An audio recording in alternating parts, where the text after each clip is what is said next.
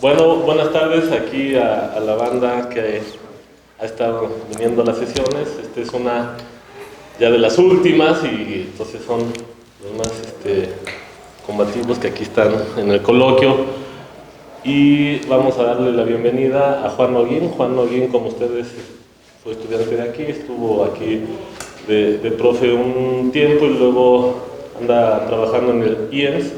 Y él nos va a hablar de geometría en la introducción a los métodos modernos de la mecánica. Y bueno, los dejo con él. Así les hemos pedido luego a los ponentes que si van a despegar, despeguen despacito, y si tienen preguntas al ponente, pues para eso es el coloquio. Gracias, Juan, y lo dejamos ver. Va, cámara, muchas gracias a Efraín, a todos ustedes. Es un gusto, después de tantos años, regresar acá. Y pues ya saben, su servilleta y vamos a comenzar, ¿no? Bueno, miren, como son matemáticos, son físicos. ¿Qué tantos son físicos aquí? ¿Qué tantos son matemáticos? A ver, alcen la mano los físicos, como pasa más o menos. ¡Wow! No, entonces sí. Vamos a empezar. Bueno, me imagino que ¿ya han oído escuchar alguna vez de cálculo de variaciones? ¿Cálculo variacional? Bueno, los físicos, ¿no? Los demás no. Vale. Sí, miren, es importante esto porque yo a veces hago también videos para YouTube. Tengo un canal, se llama Materialismo Dialéctico Hoy. Y pues en ocasiones también escucho a divulgadores de la ciencia, y en una ocasión no voy a decir el nombre del divulgador de la ciencia, que por alguna extraña razón se empezó a reír diciendo que la mecánica no son matemáticas. Bueno, ok, ya, sin más comentarios. Y es que, bueno, si nos vamos mucho tiempo atrás, pues quizá, pero ni ahí. El primer texto de física matemática que se escribió en la historia de la humanidad fueron los Principios de Matemáticas. Y incluso este texto, en esa época había mucho la tendencia al empirismo, en particular en Gran Bretaña. El empirismo es nada más quedarte con lo que ves, con lo que te dicen tus sentidos, no pensar, no ir más allá. Y los Principia, es curioso porque Newton era muy empirista, pero a pesar de ello es la ruptura en el propio hombre el hombre del empirismo da esta ruptura. El libro es una ruptura con estos métodos del empirismo. Es el padre del cálculo diferencial integral, este señor, ¿no? Y incluso incluso los orígenes de la mecánica están ligados a la geometría, con métodos, o sea, donde la mecánica se vuelve geometría, donde pasamos del terreno de lo concreto, de decir, cómo se mueve el péndulo, o cómo se mueve, qué sé yo, un doble péndulo, un péndulo doble, cosas por el estilo, que son, y las primeras etapas después de la Revolución Francesa, pues era efectivamente una descripción de este tipo de movimientos, ¿no? Y era un éxito poder describir todo este tipo de movimientos, ¿no? Y pues, como si que no me gusta, porque no es propiamente una situación pragmática lo que había detrás, sino que era una situación en verdad genuina, desinteresada en querer aprender, ¿no? No había pero no daba, pero todavía mucho tuvo que pasar tiempo después, quizás hasta con Poincaré, cuando empezó a desarrollarse toda esta situación geométrica detrás de la mecánica, ¿no? Que ahorita vamos a ir viendo más o menos, ¿no? Bueno, la primera parte de la situación que yo tenía contemplado es parte 1. A ver, me imagino que ya los físicos están un poco más actualizados con esto. Los que no, ceros, aquí pongo un 0, aquí pongo 1, defino mi unidad. Voy a agarrar un color. ¿Qué color les...? Bueno, es que es azul el pizarrón. Bueno, ya, vamos a agarrar Acá tenemos la función f, ¿no? Tenemos la función f, la gráfica de la función f. Entonces, mi pregunta es, ¿cómo le hago yo para determinar la longitud de esta cosa? Pues ya, ¿no? Tienen ustedes pues esta integral, ¿no? Digamos de 1 a 0, de raíz de 1 más f' al cuadrado de x, ¿no? Con esto mido la longitud, ¿no? Ahora, si yo considero una superficie de revolución Digamos que del 0 al 1 defino la unidad. Ahora agarramos el amarillo. Y digamos que ahora f es esta cosa. Entonces, cuando yo hago girar todo en torno al eje X, lo que obtengo es una cosa como esta, ¿verdad?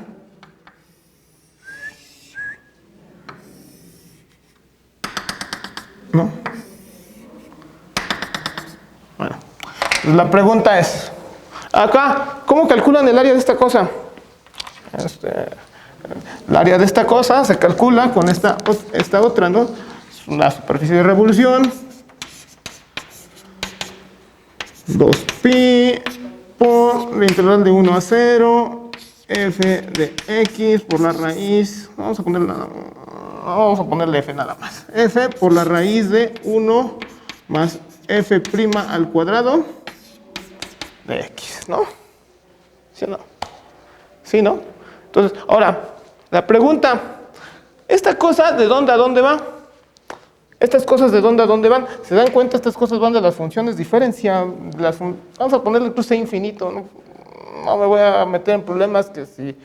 Rápido. Vamos a ver, estas cosas van, vamos a ponerle S, ¿no? Tanto S como A van de C infinito, del 0, 1 a los reales, ¿no? Ahora, pregunta, ¿cuál será la... Si yo determino unas condiciones de frontera, vamos a decir que yo determino este punto, todas las gráficas que van de aquí a aquí, pregunta, ¿cuál de todas ellas va a ser la de longitud mínima? Pues eso ya está más o menos en el plano, pues ya todos saben que es la línea recta, ¿no? Ya todos sabemos que es la línea recta, ¿no? Bueno, otra cosa es que estás en otro ambiente, en otra superficie, ¿no?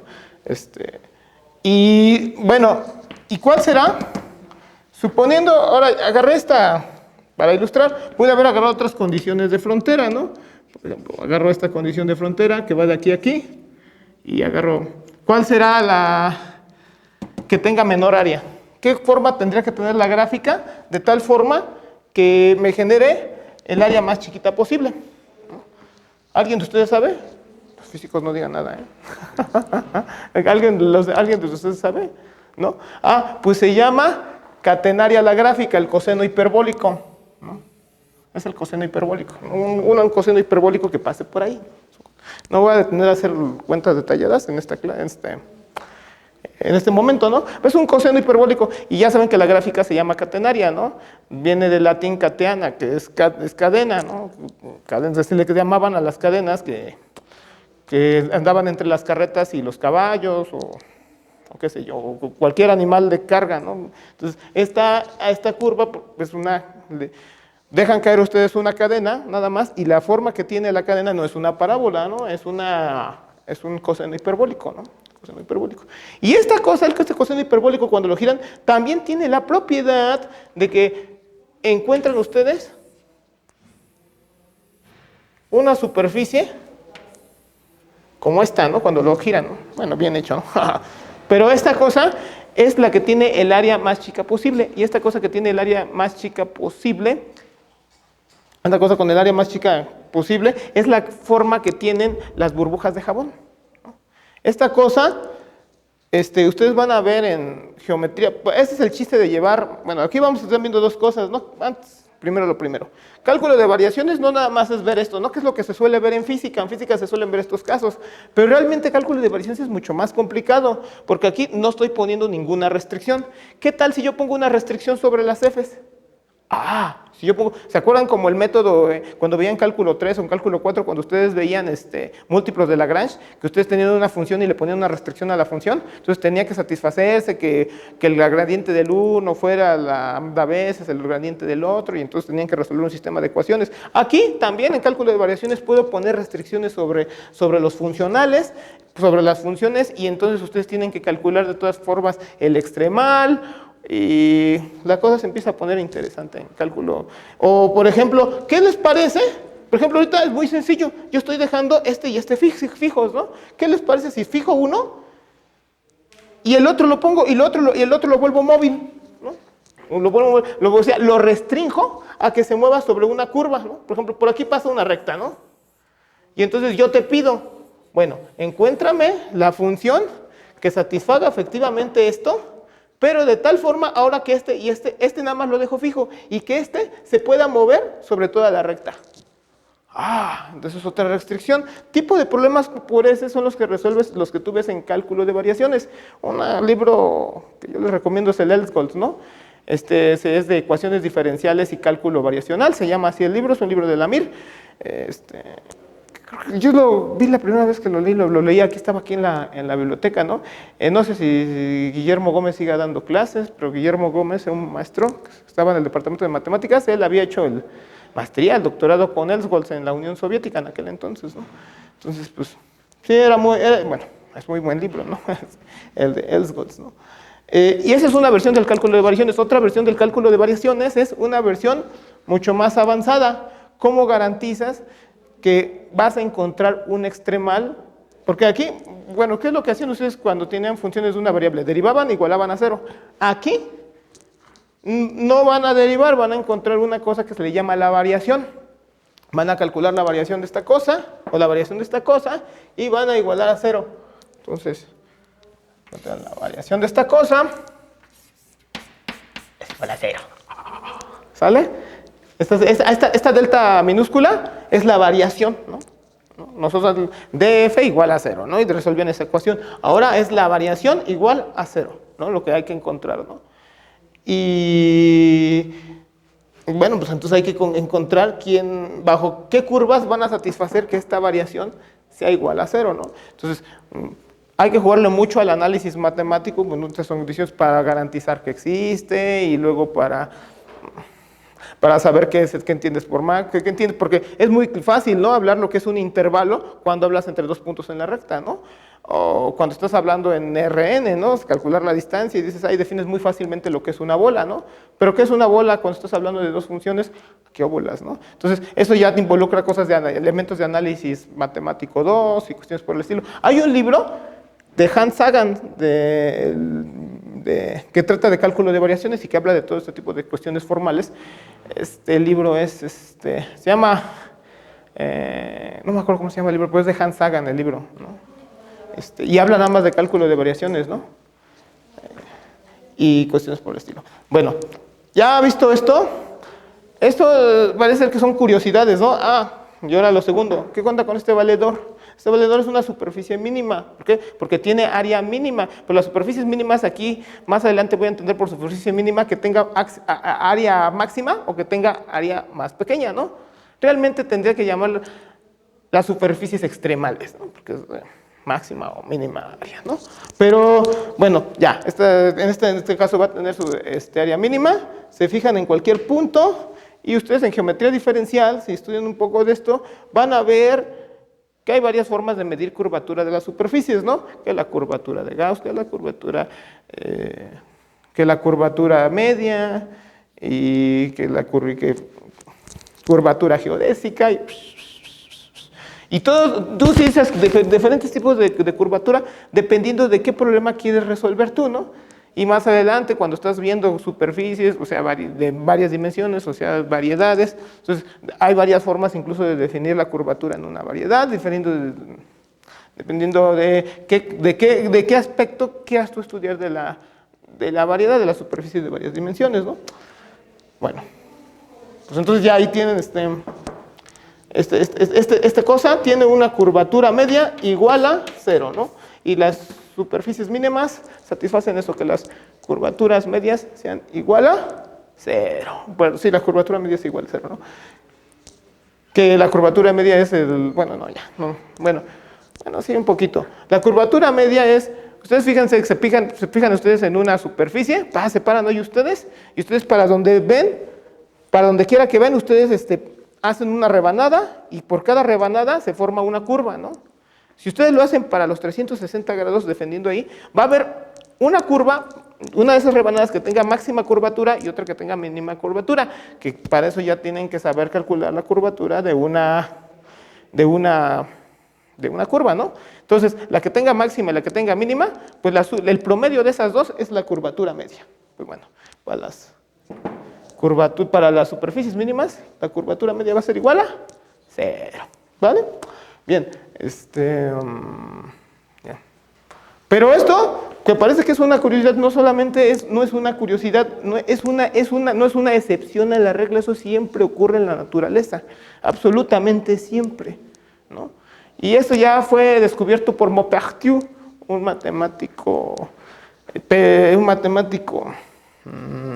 francés, después, no, un poco antes de la Gran Revolución, si no mal recuerdo. Esta cantidad le van a llamar acción los físicos, le suelen llamar solamente, y ahora, acción. La energía cinética menos la energía potencial. Bueno, acá pongan lo que sea, 0,1, voy a poner yo por el momento, no me voy a fijar en eso.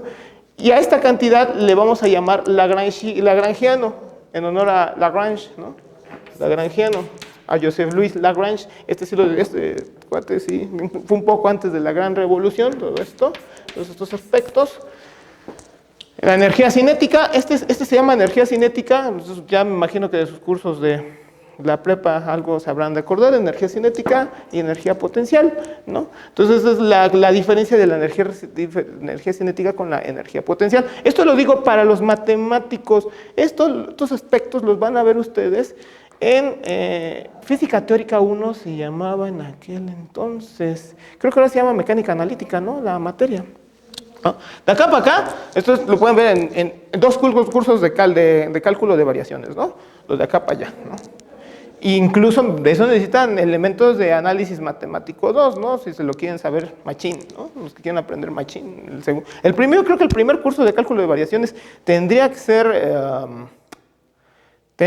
muy aplicado, pum, pum, pum, pum, pum, muy intuitivo, porque así surgió en la historia. Y la segunda parte, quióbolas, ahí les va, ¿no? Vamos a definir ahora sí qué es una vecindad de funciones, y ahí les va, ¿no? Vamos a definir qué es lo que yo entiendo de una distancia entre funciones, y pum, pum, pum, pum, pum, pum, pum, pum, ¿no? Y ahí se van. El segundo, esto lo podrían ver en un curso de geometría diferencial 1 y 2, todo esto. Entonces es un curso de geometría diferencial 1 y 2. Y esto, que ahora vamos a ver, es el curso de mecánica analítica. Así como le llaman, ¿no? ¿Y qué creen? Que yo aquí, por el momento lo voy a hacer que dependa de una curva gamma, que vaya del 1 al 0, yo así le voy a poner de L, de X punto, donde X puede ser un vector, pueden ser varias variables o una variable, X punto, de T, ¿no? Y yo, igual que antes, voy a buscar que esta cantidad se minimice, ¿no? Por ejemplo, ¿no? Yo tengo ahí que se cae un objeto, entonces tengo que calcular, ahí tengo mi sistema, ¿no? Tengo acá, por ejemplo, un sistema, ahí está, y acá se cae una piedra, lo que sea, ¿no? Calcula la energía cinética y la energía potencial. Entonces resta la energía potencial con la energía cinética y es el lagrangiano de ese sistema. Pues, ¿qué es lo que tiene que ocurrir ahí? ¿Cuántas variables tengo en este caso? Pues solamente la altura, ¿no? La altura va a ser X, que va a depender del tiempo, X de T, ¿no? Entonces, yo hago todas estas cuentas y encuentro el lagrangiano, ¿no? Entonces, ¿qué es lo que voy a decir yo? Que este sistema, la solución de este sistema va a ser de tal forma que este funcional sea el mínimo o el máximo. Por eso está mal dicho, es que es el principio de la máxima energía. No, primero estamos hablando de energía, estamos hablando de una nueva cantidad, ¿no? De la acción. Estamos hablando, es el principio de la acción extrema, ¿no?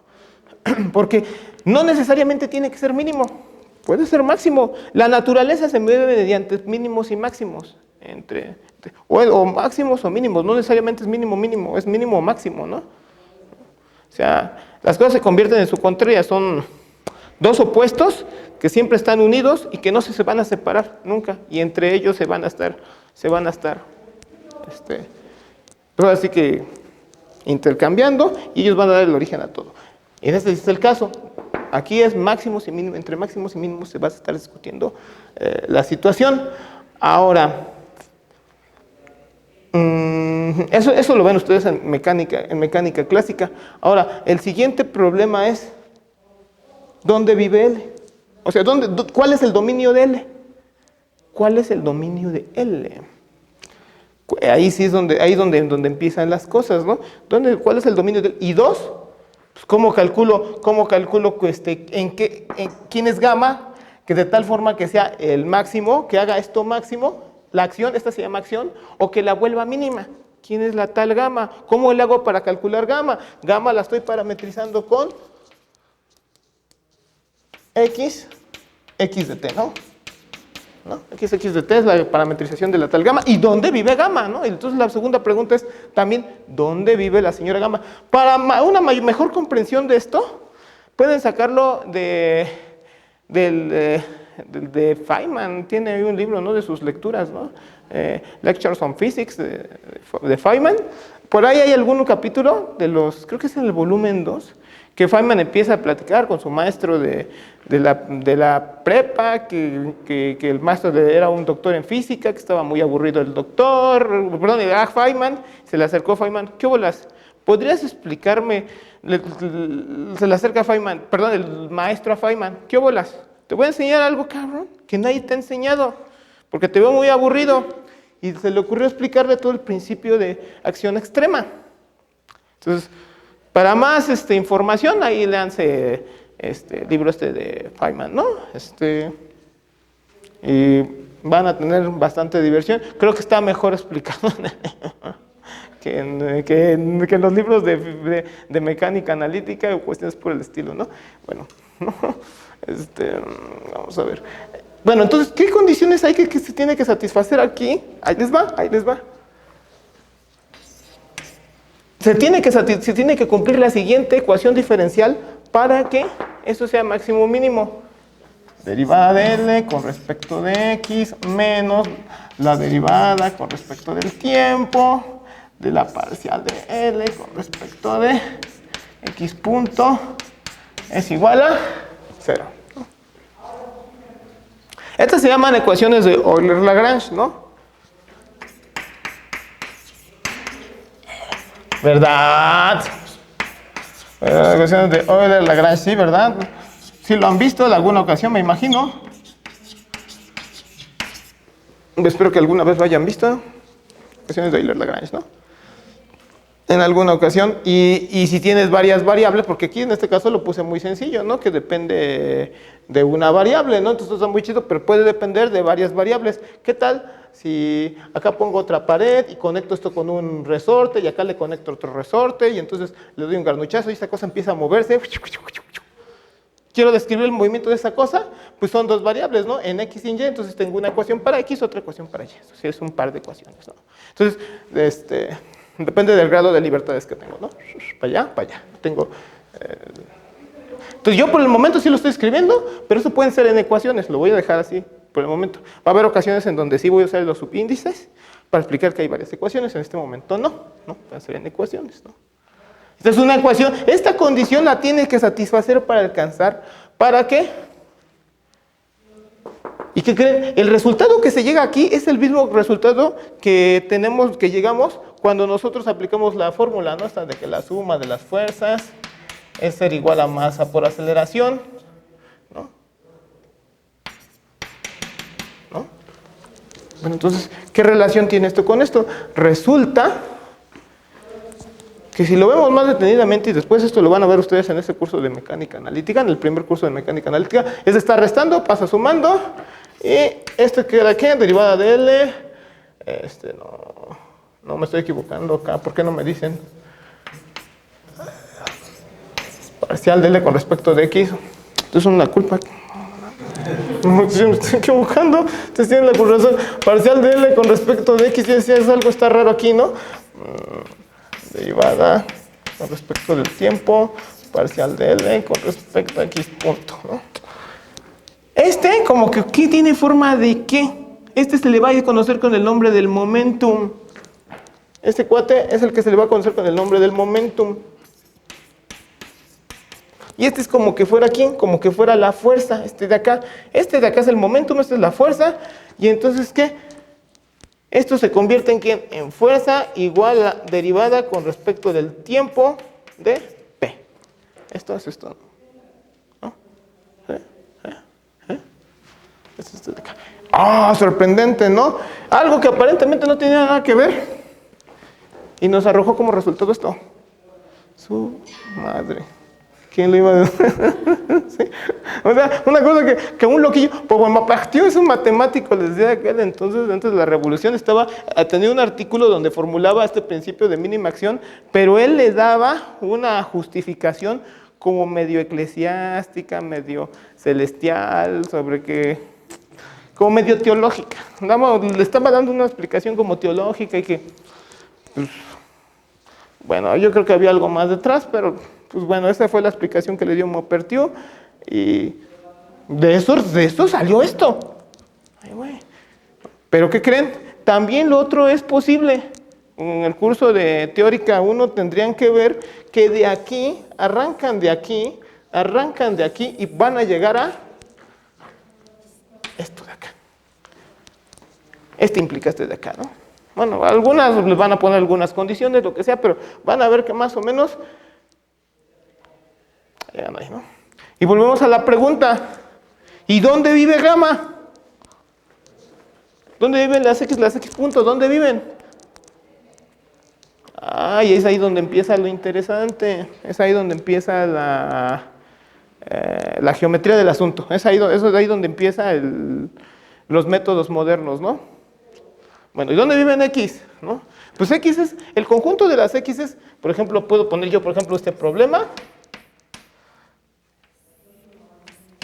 Un ejemplo, ahí pongo aquí una bolilla. No, ahora vamos a poner, no me gusta. Si voy a poner el amarillo mejor. No, mejor. Es que están puros. Sí, el amarillo. Ajá. Tenemos ahí el amarillo. Este es el mismo, casi es lo mismo. Bueno, tenemos la bolita, tiene una masa M. Un resorte acá, otro resorte acá, por ejemplo. Y entonces acá tengo X de T, por ejemplo, acá tengo Y de T. Y este, si no mal recuerdo, este problema da origen a las curvas de Lissajous, ¿no? La ecuación de Lagrange y la figura que describe la masa M, si no mal recuerdo, son las curvas de Lissajous. Es un ejemplo. Ahora la pregunta es, ¿dónde viven X y Y? ¿Dónde viven? A esos en física teórica, y ahí es donde se acaba el curso de física teórica, le llaman a esto, ¿cómo le llaman? Que me digan los físicos. Eso, espacio de configuraciones, ¿sí? Es el espacio de... ¿Pero qué forma tiene el espacio de configuraciones ahí? En física ahí te dejas, ya, bueno. Ahí háganse volando, ahí acabó el siguiente curso. Y es ahí donde empieza lo poderoso. ¿Qué estructura tiene el espacio de configuraciones? ¿Qué creen? Que el espacio de configuraciones tiene la estructura de una variedad diferenciable bajo ciertas condiciones. Entonces esa cosa tiene la estructura de una variedad diferenciable. ¿Y eso dónde lo estudian? Topología diferencial. Entonces un físico de veras tiene que llevar topología diferencial 1 y topología diferencial 2. Porque es aquí donde arranca la geometría. Bueno, ya.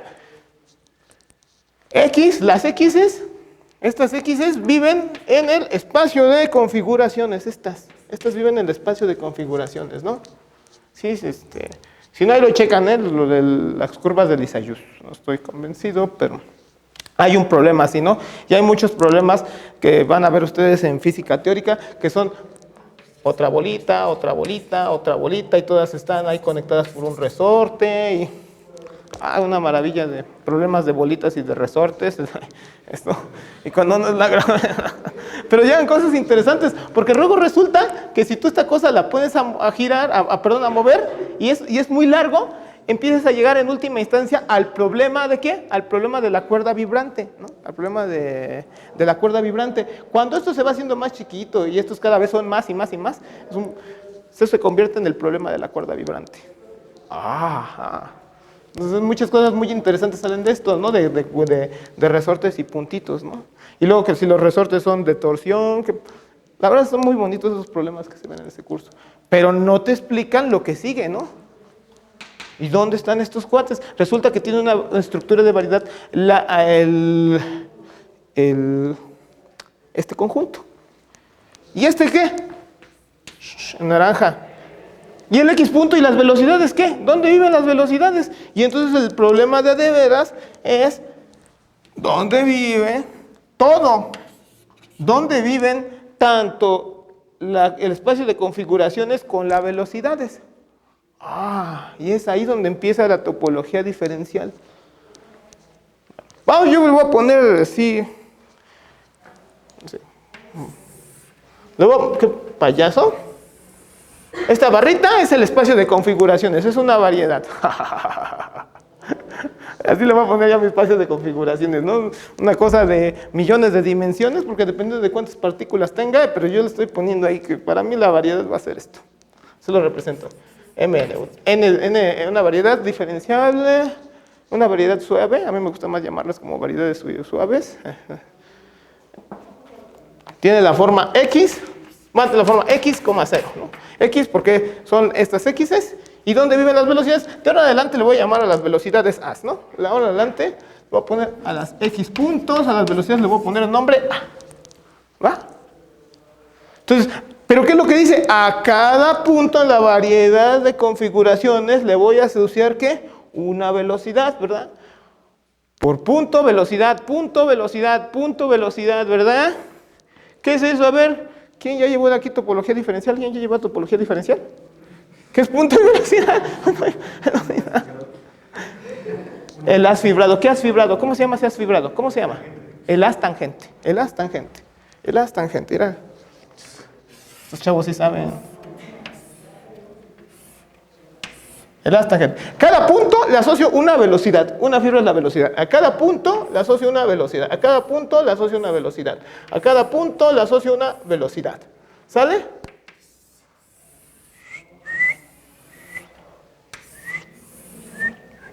A cada punto le estoy asociando una velocidad. Esto se llama, y lo vamos a describir como tangente. Y esto, acuérdense, es a cada punto X le asocio una velocidad. X, A. Acuérdense, A son las velocidades. ¿Vale? X, A.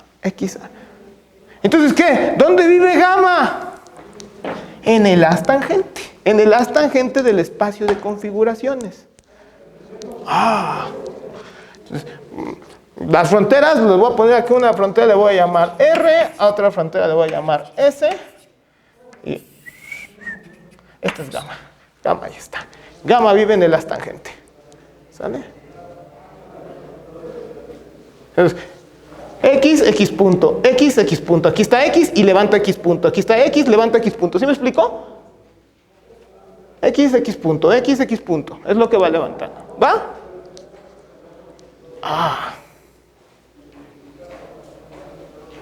¿Y qué? ¿Ahí ya terminó el asunto? No. ¿Ahí acabó el curso de física teórica? No. Entonces los topólogos tienen que ir más allá. Y los topólogos van más allá. Pero yo tenía un profe que se llamaba Guadalupe Reyes, bueno, no sé, todavía vivo el profe, es maestro de la UAM, y vino a dar aquí un curso, y todo nos enseñó. Para mí fue un maestro muy bueno, brillante. He tenido varios maestros que pues sí, ¿no? Uno era Guadalupe, otro fue el propio Efraín. Tuve así varios maestros, ¿no? Efraín Vega, varios maestros, ¿no? Que sí, te cambiaron la cosa de ver la forma de ver las cosas, ¿no? Y bueno, uno era Guadalupe, ¿no? Tuve varios. Y entonces nos enseñó geometría diferencial y geometría riemanniana, ¿no? Y otro gran profe también fue Oscar Palma, nos enseñó geometría semi-riemanniana. ¿Y todo esto qué? ¿Para qué me sirve de esto? Perdón.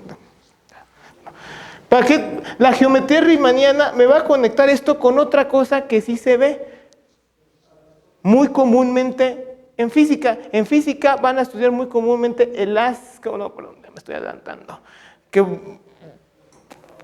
El espacio-fase.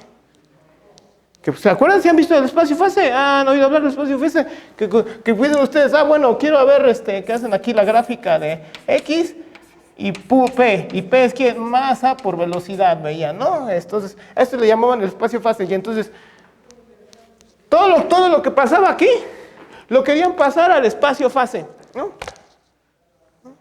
Ahora, pregunta, ¿qué estructura tendrá el espacio-fase? ¿Qué estructura tendrá el espacio-fase? A ver, ¿quién es el valiente que me dice quién es la estructura del espacio-fase? La de otro astangente. ¿Pero cómo se llama ese astangente? ¿Por qué? Porque a cada punto le estoy asociando ¿quién? Un momento. A cada punto le estoy asociando un momento. Entonces, acá otra vez pinto la variedad. Que los puntos de la variedad lo vas a hacer como x, 0. Y a cada punto le estoy asociando ¿qué? Un momentum. Una transformación lineal en ese punto. Está. La transformación lineal, así lo estoy viendo. ¿Vale? Entonces, ¿qué es lo que es? ¿Quién es? Es el ascotangente. Entonces, el ascotangente lo voy a anotar así. Acá, punto y momentum, ¿no? X, P, momentum, ¿no? Y acá es un punto de la variedad es el espacio de configuraciones y lo levanto el momentum, ¿sí? Levanto momentum, ¿sale? Esto sí es muy común, esto sí. Ya pero se llama, ¿cómo se llama este? Ascotangente, no lo olviden. Estos son muy conocidos en topología diferencial. Todo el tiempo es astangente, ascotangente. Es una materia maravillosa. Aparentemente se ve, los libros desafortunadamente lo ven luego, ponen las puras cuentas, pero cuando te pones a revisar las cuentas dices, ay, eso es pura geometría. Es como cuando tú ya estás viendo geometría analítica, ¿no? En la prepa y de repente dices, ay, esto es puras cuentas, ¿y dónde está la geometría? Es lo mismo, ahí ocurre, ¿no? En topología diferencial a veces me daba esa impresión de que ¿qué onda con esto, no? Ya cuando ves, y se hizo la luz, todo esto es geometría, ajá. Y esto es pura... Pero sí, topología, un buen curso, un buen físico, creo que le tiene que llegar, ya sea que se vaya a dedicar a relatividad o ya sea que se vaya a dedicar simplemente a mecánica clásica, es recomendable que tenga un buen curso de topología diferencial, ¿no? Es recomendable un buen curso de topología diferencial, ¿no? Ahora, ¿qué relación hay entre el astangente y el ascotangente? Vamos a suponer que esta es una variedad riemanniana. ¿Qué significa que es una variedad riemanniana? ¿Alguien de aquí ya llevó geometría riemanniana? ¿Tú llevaste geometría riemanniana? ¿Has escuchado hablar de geometría riemanniana tú? Sí. ¿O geometría riemanniana hace poco? Ya tengo poco tiempo. No, quedan 10. Ya voy rápido. Bueno, el caso es que las variedades, vas a ver tú que geometría... dentro de una variedad bajo ciertas condiciones, tú vas a encontrar una cosa que te va a servir distancias entre dos puntos, para medir ángulos entre dos vectores, que puedes encontrar, eso es lo que tú le vas a llamar métrica, ¿no? Un instrumento que te va a servir para medir distancias entre la variedad, o que te va a servir para medir ángulos, es una especie de producto interior, una especie de producto punto, ¿no? Que a veces puedes heredarlo del espacio ambiente donde se encuentra tu variedad, ¿no? Entonces, a las variedades suaves que tienen esa estructura, tú le vas a llamar variedad riemanniana, ¿no? Si esta es una variedad riemanniana, el espacio de configuraciones, y a veces el que la va a jugar de métrica, ¿quién creen que va a ser? La energía cinética. A veces, bajo ciertas condiciones. Si eso ocurre, entonces vamos a decir que existe un difiomorfismo que me va de aquí a acá. Hay un difiomorfismo que va de aquí para acá. O sea, una transformación diferencial que va de aquí para acá.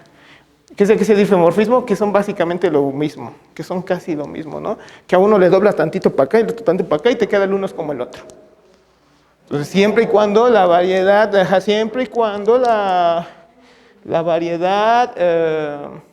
sea riemanniana, que tenga una de estas cosas, ¿no? ¿Y qué creen?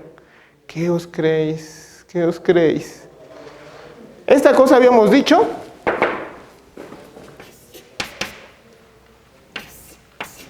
No, en este caso le voy poniendo de R a S, vamos a poner de R a S. Vive aquí, ¿no? Pero ¿qué pasa?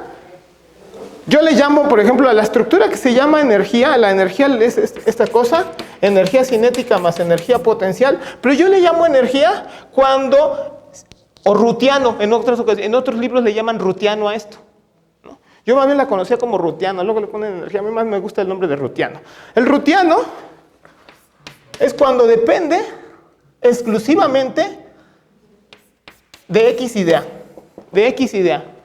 es decir, cuando vive en el haz tangente. Cuando vive en el haz cotangente, le llamas hamiltoniano.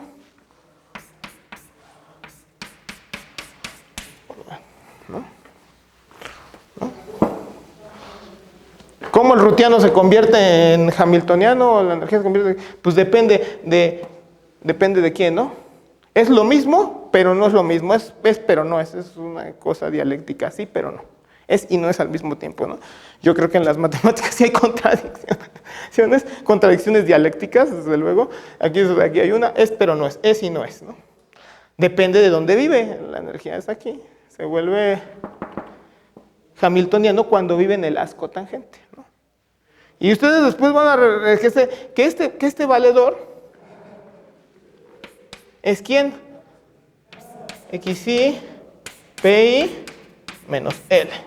Es decir, ¿qué es esto? Eso es la notación de Einstein. Algunos de ustedes han escuchado las sumas como notación. Es una notación de Einstein. ¿Qué quiero decir con esto? Que es una suma.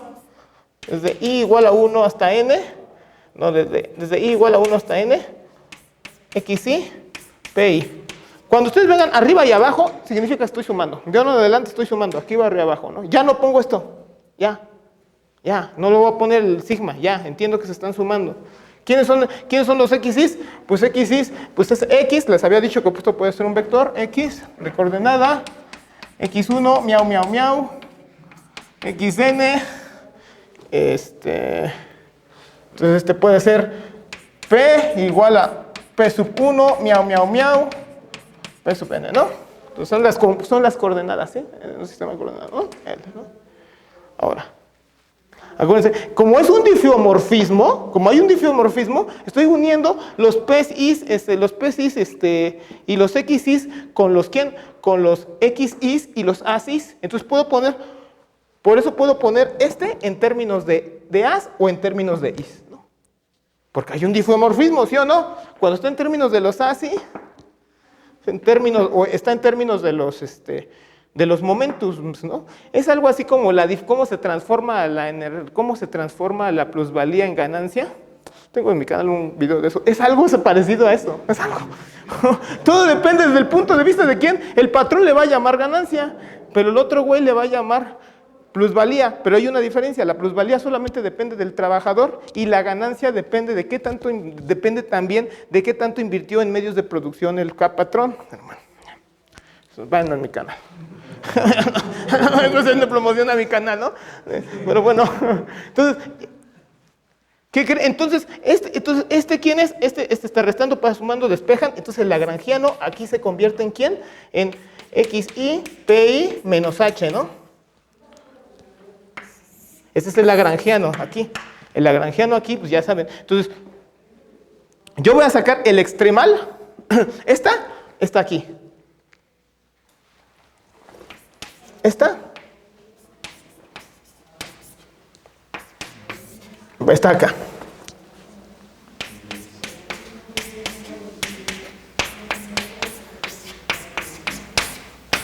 ¿Se lo ven? Este está aquí, es la misma, esta y esta es la misma, ¿sí lo ven? Nada más que están expresadas en distintos espacios, ¿no? Esta es gamma. Esta y esta es la misma, ¿sí o no? Pero está expresado en otro espacio. Y entonces...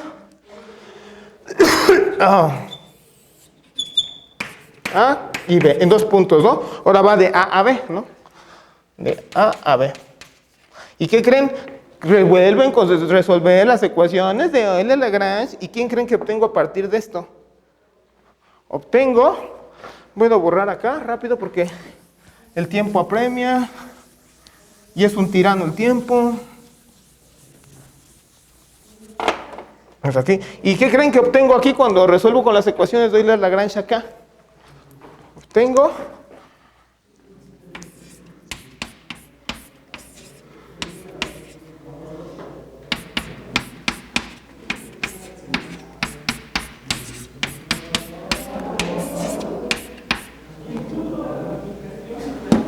¿quiénes son?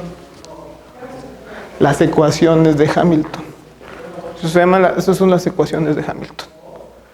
De aquí, entonces, ¿qué significa? Que las ecuaciones de Hamilton son una expresión de las ecuaciones de Lagrange, pero vistas desde el punto de vista ¿de quién? De las cotangentes. Es y no es, ¿no? Es como sí, pero no es lo mismo. Pero es una expresión en el asco tangente, ¿no? Ya tengo un poquito más de tiempo. Bueno, nada más para redondear con esto, que es una lástima. ¿Esto qué creen que se vuelve? Esto, si ustedes lo multiplican. Fuck up.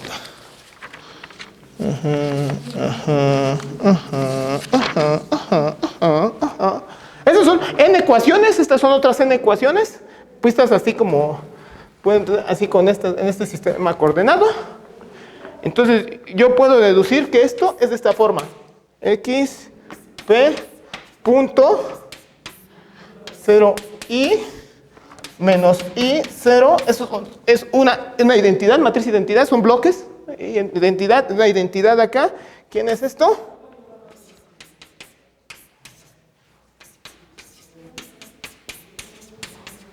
Ajá. Es como que fuera aquí un sistema gradiente, pero hay que pagar ¿quién? Esta cosa es al rato lo que le van a llamar ustedes la matriz simpléctica. Hay que pagar una matriz simpléctica para obtener esto. Hay que pagar una matriz simpléctica. Entonces esto es como si que fuera un sistema gradiente. Los sistemas gradientes los estudian mucho en ecuaciones diferenciales, ¿no? Eso ya después lo ven. Y ya nomás para redondear, porque ya el tiempo apremia, así definimos el gradiente, lo vamos a definir entonces así. El gradiente de una función en el asco tangente lo vamos a definir así. Multiplicar ¿quién? Esta matriz por las parciales. Así vamos a definir el asco tangente, un gradiente, ¿no? ¿Y qué creen? Vamos a definir nosotros como el paréntesis de Poisson, el producto punto entre dos gradientes. Pero el producto punto, ¿con quién métrica? Con esta métrica. Con esta métrica.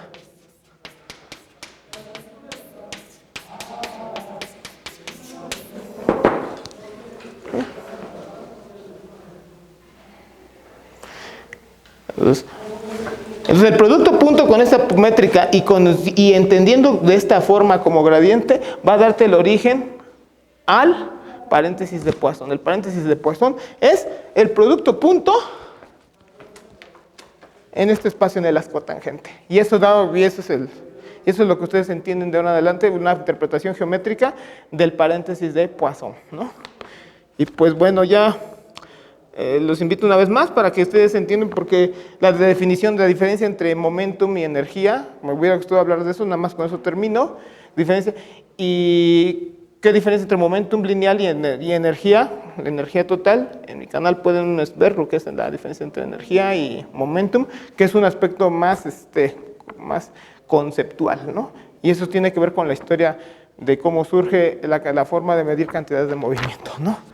Y pues es todo por el momento, les agradezco. Lleven todas estas materias. Gracias. Gracias. Gracias. ¿Alguna pregunta breve? Una pregunta. ¿Qué hay? ¿Qué libro puedo encontrar? No sé. Mecánica con tal claridad natural. Hay varios libros, Hay varios libros, pero yo soy muy dado a las matemáticas soviéticas. Dice, A Course of Differential Geometry and Topology, ¿no? Desde Mishenko y de Fomenko, de Anatoly Fomenko, ¿no? Este es uno, ¿no? Ese es uno, bueno, ahí para que la cámara, ¿no? Otro es el de Geometría Moderna, Métodos y Aplicaciones. Ajá.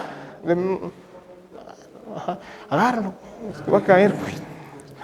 Entonces, ese es geometría, ese es el libro, también el otro libro que les recomiendo es de Novikov, Fomenko, es Boris Dubrovin, del mismo Fomenko y de Novikov, y de Novikov, ¿no? Entonces, a veces vienen 3 volúmenes. El volumen 1 habla sobre geometría diferencial y riemanniana, básicamente. Y con todo esto, la segunda parte es de topología diferencial. El volumen 2 de Novikov es sobre topología diferencial. Y la tercera parte es geometría, no, ¿cómo se llama? Geometría algebraica, no, es topología algebraica, sí, es de topología algebraica, es el libro. The sky's the limit, ¿no? Cuando estoy estudiando esos libros, the sky's the limit, ¿no? O sea, el cielo es el límite, ¿no? Pero hay otro que es muy común, que es muy común aquí en la facultad, el de Vladimir Arnold, y yo soy más afecto a estos, ¿no? Hay otro de un autor rumano que se llama Mircea Puta, pero así se llama. Mircea Puta se llama. Es como el paso que sigue a estos libros. Mircea Puta tiene un libro de mecánica. Y otro es hay otro de Ralph Abraham y de Marsden, de Foundation of Mechanics. Creo que es de Benjamin el libro, la editorial es Benjamin. Es como el papá de todo esto, un librazo, ¿no? Y que te empieza a enseñar desde álgebra exterior y todo eso de formas diferenciales, se lleva de la mano. Es una madresota, sí. ¿No? Y es bastante elegante, además el libro de hoja plastificada, cosas así. Y otro, que me imagino que Marsden, creo que Marsden es hijo o sea, matemáticamente hablando, de Ralph Abraham. Y Marsden tiene un libro de Symmetry and Mechanics, creo que se llama el libro, ¿no? En estos textos de la Springer, ¿no? Textos de estos del TAM, ¿no? TAM, ¿no? Libros de matemáticas aplicadas, ¿no? Hay otro, ¿no? De eso, ¿no? Pero lo primero empiecen por la mecánica de teórica 1 y después lleven topologías diferenciales, lleven geometrías diferenciales, Es mentira cuando te quieren hablar de cuando te quieren decir que